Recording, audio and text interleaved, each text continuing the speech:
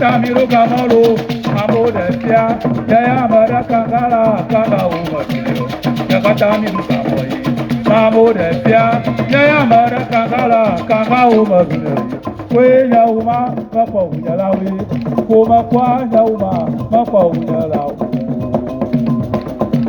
Kwenya Uma, Mako Yalawi, Abra MPP Penikoi Ebechi.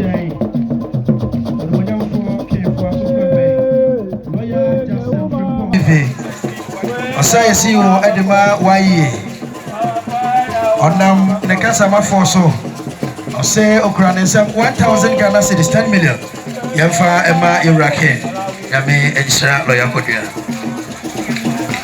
ante Esther Ajakum ene ne ma ena sister ama London amukura omunsam 1000 Ghana cedis amude Santi oso amanyoko MPP 24 Ayeraja Radu Ado, Regional Secretary of the New Patriotic Party, Eastern Region.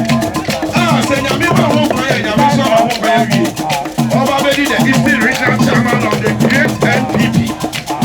The Santi and the Abbey. Santi and Abano, Yera, Yenimu, Isaac, Ajakum, the police station youth organizer. Ewo Akasi Program, Chairman, is the police station chairman. Honorable, I don't see a police station chairman. But that's the one. I could join a police station youth organizer. And you can walk to teacher K, police station secretary. And until youth organizer, media or you're a member of the Eastern Regional Council of Patrons for the New Patriotic Party.